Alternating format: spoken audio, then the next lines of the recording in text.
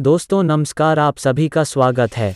आज मैं आपको एक ऐसी प्रेरक कहानी बता रहा हूँ जिसे पढ़ने के बाद आपकी ऊर्जा पहले जैसी नहीं रहेगी। तो चलिए। एक समय की बात है, एक राज्य में एक प्रतापी राजा राज करता था। एक दिन उसके दरबार में एक विदेशी आगंतुक आया और उसने राजा को एक सुंदर पत्थर उपहार स्वरूप प्रदान किया। राजा वो पत्थर देख बहुत प्रसन्न हुआ। उसने उस पत्थर से भगवान विष्णु की प्रतिमा का निर्माण कर उसे राज्य के मंदिर में स्थापित करने का निर्णय लिया और प्रतिमा निर्माण का कार्य राज्य के महामंत्री को सौंप दिया। महामंत्री गांव के सर्वश्रेष्ठ मूर्तिकार के पास गया और उसे वो पत्थर देते हुए बोला, महाराज मंदिर में भगवान विष्णु की प्रतिमा स्थापित करना चाहते हैं।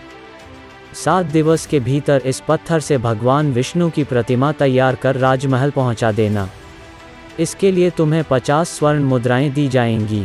50 स्वर्ण मुद्राओं की बात सुनकर मूर्तिकार खुश हो गया और महामंत्री के जाने के उपरांत प्रतिमा का निर्माण कार्य प्रारंभ करने के उद्देश्य से अपने औजार निकाल लिए।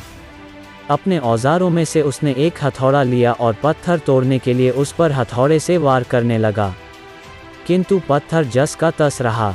मूर्तिकार ने हथौड़े के कई वार पत्थर पर किए, किंतु पत्थर नहीं टूटा। 50 बार प्रयास करने के उपरांत मूर्तिकार ने अंतिम बार प्रयास करने के उद्देश्य से हथौड़ा उठाया, किंतु यह सोचकर हथौड़े पर प्रहार करने के पूर्व ही उसने हाथ खींच लिया कि जब 50 बार वार करने से पत्थर नहीं टूटा तो अब क्या टूटेगा। वो पत्थर लेकर वापस महामंत्री के पास गया और उसे यह कह वापस कराया कि इस पत्थर को तोड़ना नामुमकिन है, इसलिए इससे भगवान विष्णु की प्रतिमा नहीं बन सकती।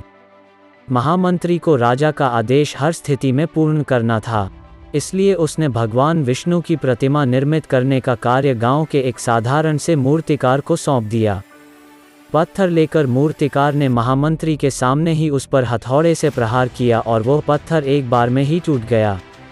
पत्थर टूटने के बाद मूर्तिकार प्रतिमा बनाने में जुट गया। इधर महामंत्री सोचने लगा कि काश पहले मूर्तिकार ने एक अंतिम प्रयास और किया होता तो सफल हो गया होता और 50 स्वर्ण मुद्राओं का हकदार बनता।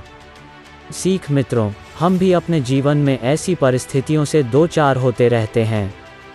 कई बार किसी कार्य को करने के पूर्व या किसी समस्या के सामने आने पर उसका निराकरण करने के पूर्व ही हमारा आत्मविश्वास डगमगा जाता है और हम प्रयास किए बिना ही हार मान लेते हैं। कई बार हम 1-2 प्रयास में असफलता मिलने पर आगे प्रयास करना छोड़ देते हैं, जबकि हो सकता है कि कुछ प्रयास और करने पर कार्य पूर्ण हो जाता या समस्या का समाधान हो जाता। यदि जीवन में सफलता प्राप्त करनी है तो बार बार असफल होने पर भी तब तक प्रयास करना नहीं छोड़ना चाहिए जब तक सफलता नहीं मिल जाती। क्या पता जिस प्रयास को करने के पूर्व हम हाथ खींच ले वही हमारा अंतिम प्रयास हो और उसमें हमें कामयाबी प्राप्त हो जाए।